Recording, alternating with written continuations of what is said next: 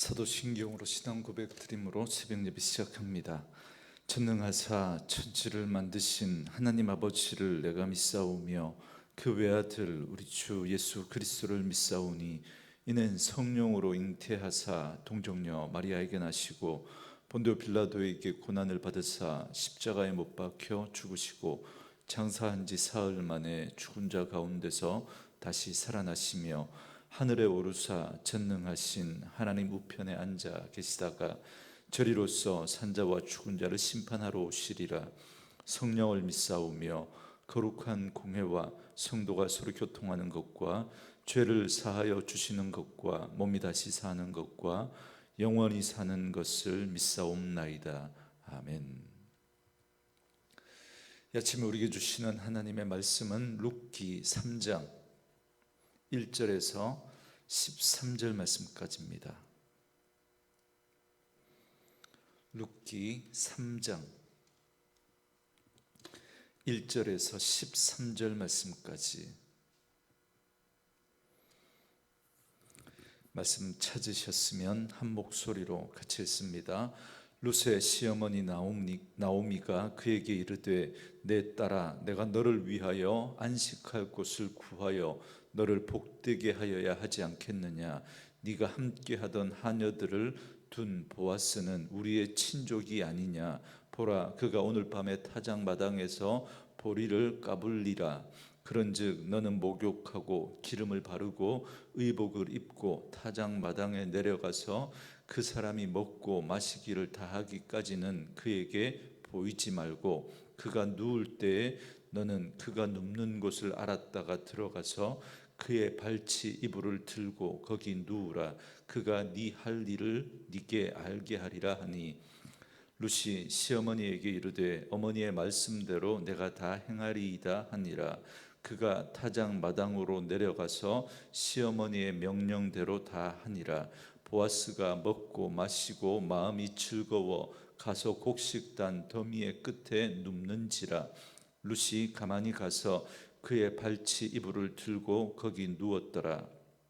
밤중에 그가 놀라 몸을 돌이켜 본즉 한 여인이 자기 발치에 누워 있는지라. 이르되 네가 누구냐 하니 대답하되 나는 당신의 여종 루시오니 당신의 옷자락을 펴 당신의 여종을 덮으소서. 이는 당신이 기업을 물을 자가 됨이니이다 하니 그가 이르되 내 딸아 여호와께서 네게 복 주시기를 원하노라. 네가 가난하건 부하건 젊은 자를 따르지 아니하였으니 네가 베푼 인애가 처음보다 나중이 더하도다.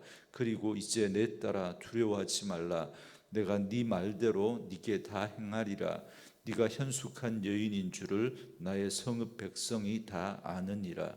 참으로 나는 기업을 물을 자이나 기업 물을 자로서 나보다 더 가까운 사람이 있으니 이 밤에 여기서 머무르라. 아침에 그가 기업 물을 자의 책임을 네게 이행하려 하면 좋으니 그가 그 기업 물을 자의 책임을 행할 것이니라. 만일 그가 기업 물을 자의 책임을 네게 이행하기를 기뻐하지 아니하면 여호와께서 살아계심을 두고 맹세하노니 내가 기업 물을 자의 책임을 네게 이행하리라. 아침까지 누워 있을지니라 하는지라. 아멘. 오늘은 함께 읽으신 룻기 3장 1절에서 13절 말씀을 중심으로 여호와의 옷자락이 되어라는 제목의 말씀으로 잠시 은혜를 나누겠습니다. 우리는 어제 말씀에서 룻과 보아스가 만나는 장면, 특별히 보아스가 룻에게 베푼 호의를 통해서 나오미가 큰 소망과 기대를 갖게 되는 걸 살펴봤습니다. 그 기대와 소망은 보아스가 기업 무르는 책임을 감당해 준다면 죽은 남편의 기업이 다시 회복될 수 있으리라라고 하는 기대입니다. 그래서 나오미는 룻이 그와 결혼해서 그가 기업 물을 책임을 감당하게 하고자 합니다. 그리고 룻은 나오미의 뜻에 순종해서 보아스에게 청혼을 합니다. 그리고 보아스는 그 청혼을 받아들입니다. 그러나 한 가지 해결해야 될 문제가 생기게 되는데 보아스는 그 문제를 합법적이고 올바르고 덕스럽게 해결해 나아가려고 하는 것을 볼 수 있습니다. 먼저 오늘 본문 1절부터 4절 말씀은 나오미가 룻에게 보아스와 결혼할 것을 제안하고 그에게 청혼하는 방법을 구체적으로 제시합니다. 3절과 4절에 보면 목욕을 하고 기름을 바르고 옷을 입고 보아스의 타작 마당으로 가서 보아스가 타작을 마치고 잠자리에 들 때 발치 이불을 들고 그 옆에 누우라는 겁니다. 여러분, 유대인의 타작 풍습을 보면 곡식을 마당에서 타작하고 난 다음에 타작하고 함께 타작했던 그 사람들이 그 마당에서 잔치를 벌입니다. 그리고는 잔치가 끝나면 일꾼들은 다 돌아가고 주인은 남아서 그 곡식 더미를 지킵니다. 나오미는 보아스가 잔치를 마친 후에 그 곡식 더미를 지키기 위해서 혼자 남아 잠자리에 들 때 그때 그 옆에 누우라고 말하고 있는 겁니다. 이건 보아스에게 적극적으로 청혼을 하라는 지시입니다. 그 당시 수혼제도, 고엘제도에 대해서 제가 말씀드렸죠. 만일 한 사람이 후사가 없이 죽으면 마땅히 형제나 친지 중에 그 후사를 이어 주어야 하는 책임이 있습니다. 그리고 홀로 된 여인은 그 대상자들에게 적극적으로 그 의무를 행하도록 주장할 권리가 있었습니다. 나오미는 룻에게 지금 이걸 지시하고 있는 겁니다. 보아스가 기업 물을 그 책임이 있는 친족이기 때문에 그에게 적극적으로 그 기업을 물어줄 것을 요구하면서 청혼하라고 그렇게 이야기하고 있는 겁니다.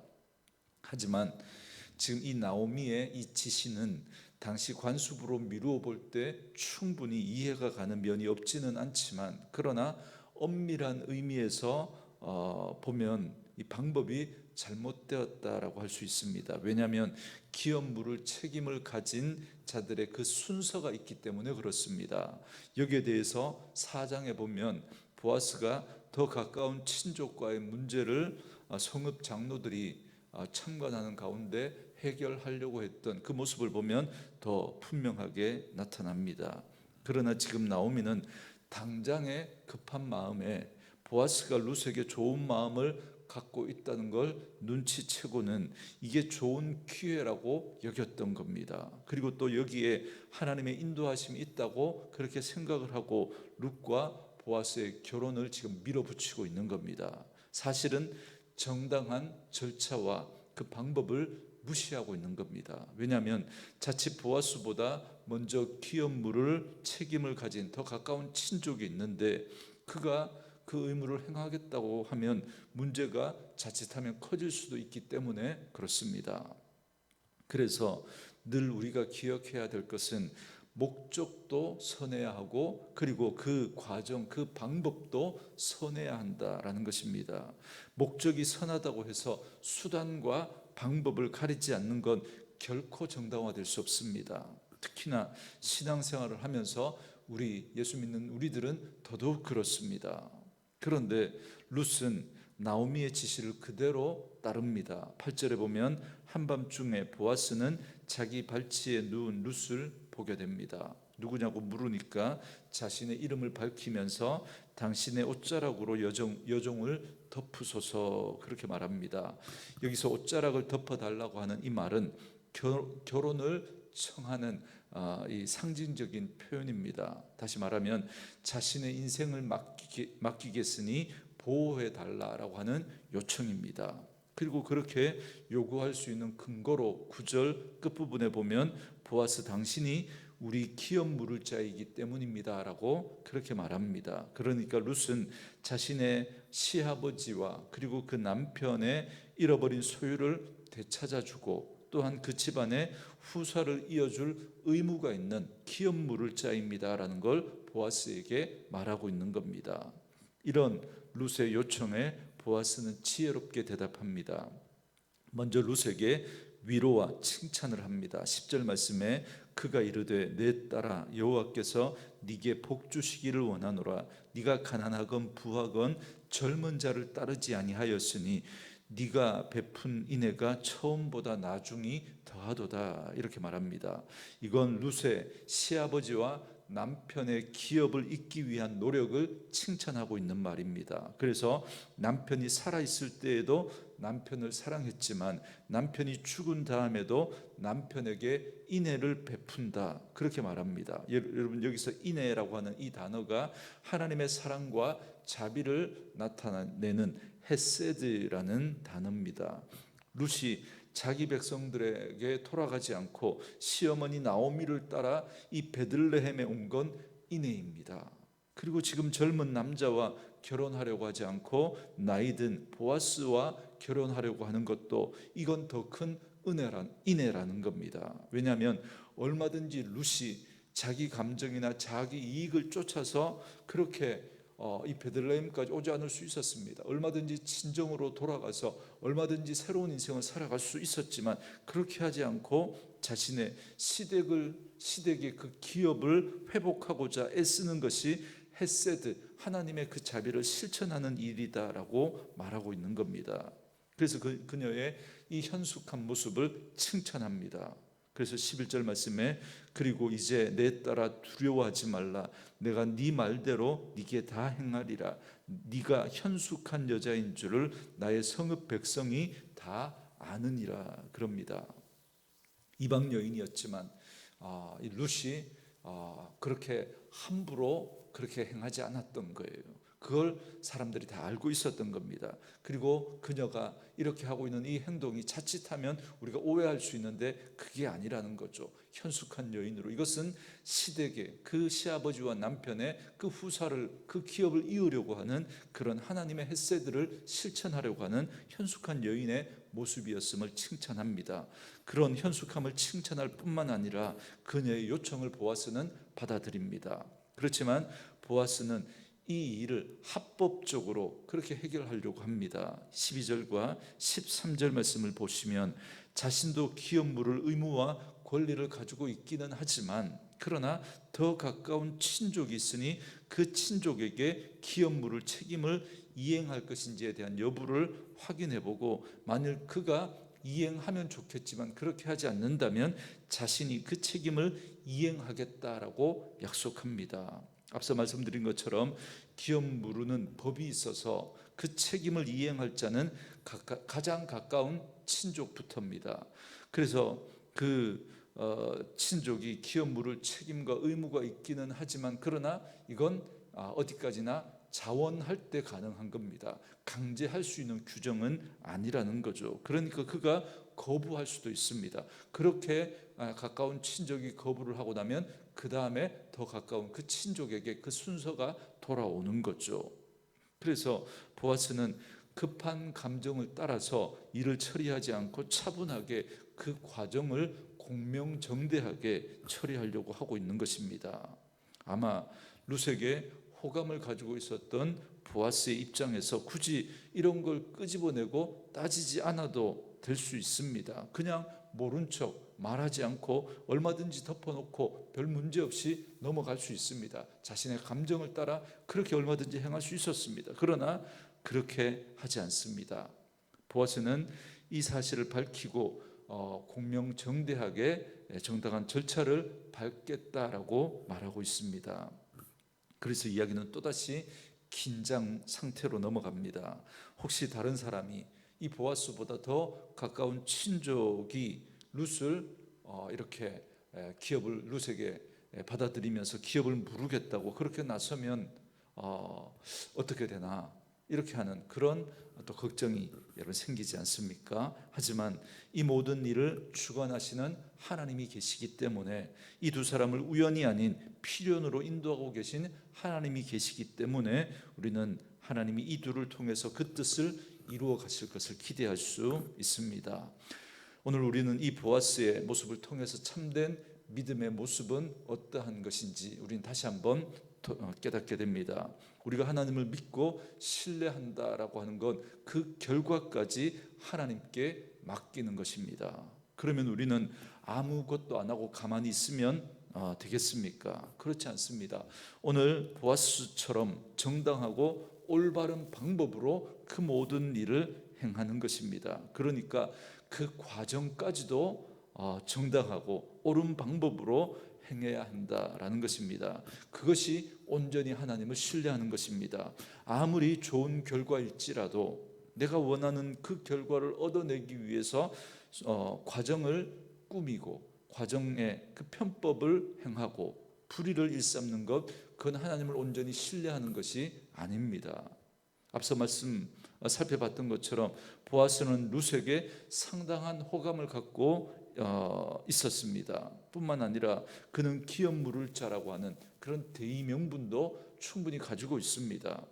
그가 룻과 결혼하는 건 자신만을 위한 것이 아니라 룻과 나오미에게 좋은 일을 행하는 겁니다. 왜냐하면 하나님이 명하신 그 율법의 의무, 그 수혼제도, 고엘제도의 그 의무를 행하는 것이기 때문에 그렇습니다. 그러나 문제는 자기보다 더 가까운 친족이 있다는 겁니다. 그러니 자칫하면 룻과 결혼을 못할 수도 있습니다. 그런데 보아스는 이 사실을 밝히고 정당하게 일을 처리하기를 선택합니다. 결과를 하나님께 맡기고 옳은 방법을 따르고 있는 겁니다. 자신이 원하는 결과를 얻어내기 위해서 옳은 과정을 포기하지 않는 것입니다. 여러분, 우리가 살면서 하나님을 온전히 신뢰하지 못하는 그 이유 중에 하나가 뭐냐면 내 뜻을 내려놓지 못하기 때문에 그렇습니다. 내 뜻은 이렇게 했으면 좋겠는 거예요. 내가 원하는 결과대로 되기를 바라기 때문에 내가 원하는 결과가 나오지 않을까 봐 그게 두려운 겁니다. 그러니까 하나님을 신뢰하지 못하고 그 과정을 내가 원하는 결과를 얻어내려고 편법을 쓰기도 하고 과정을 왜곡하기도 하고 또 거짓말을 하거나 뭔가 숨기거나 살짝 비틀거나 잘못된 방법을 사용하게 되는 겁니다. 내가 원하는 결과를 얻어내기 위해서 하나님을 신뢰하지 못하기 때문에 그렇습니다. 이런 일들은 우리가 날마다 살아가면서 경험하게 되는 갈등입니다. 그래서 우리에게 두 가지 선택이 있습니다. 과정을 꾸미고 내가 원하는 결과를 얻어내려고 할 것인가, 아니면 과정을 꾸미지 않고 그 결과를 하나님께 맡길 것인가 라고 하는 것입니다. 사랑하는 성도 여러분, 우리가 하나님을 신뢰함으로 옳고 정당한 과정을 선택했을 때 혹시 내가 원하는 결과가 나오지 못할 수도 있습니다. 그러나 그 옳은 선택을 통해서 어떤 방법으로든 하나님은 그 과정 속에서 하나님의 뜻을 이루어 내실 것입니다. 그리고 그것은 내가 원하는 그 결과를 얻어내는 것보다 더 값진 일이 될 것입니다. 왜요? 하나님은 분명히 합력해서 선을 이루시는 분이시기 때문에 그렇습니다. 그러므로 우리가 진정으로 나와 함께 하시는 하나님의 인도하심과 하나님의 역사하심을 경험하기를 원한다면, 그렇다면 내 뜻을 이루기 위해서 그 과정을 조작하지 말아야 합니다. 정당하게, 정직하게, 바르게, 원칙대로 그 과정을 밟아가야 합니다. 그리고 그 결과를 하나님께 맡겨야 합니다. 그러면 하나님이 일하실 것이고 반드시 살아계신 하나님께서 그 영광을, 그 능력을 나타내실 것입니다. 저는 말씀으로 이 하루를 시작하는 저와 여러분에게 이 지혜가 있기를 원합니다. 내가 원하는 결과보다 옳은 과정을 선택할 수 있기를 바랍니다. 결코 거짓되이 꾸미거나 감추려고 하지 마십시오. 내가 할 수 있는 최선의 것을 다하고, 그리고 그 과정에서 옳은 방법을 행해야 합니다. 그리고 그 결과를 하나님께 맡기는 거죠. 그래서 하나님을 진정 신뢰하는 이런 믿음으로 내 뜻이 아닌 하나님의 뜻이 이루어지는 것이 더 좋은 그런 것을 경험하게 되는 일이라는 사실을 믿고 실제로 또 그런 은혜를 경험하며 살아가는 그런 저와 여러분 되어줄 수 있기를 주님의 이름으로 축원합니다. 오늘 주신 말씀 묵상하시면서 이 찬양 함께 들으시고 기도하는 시간 갖겠습니다.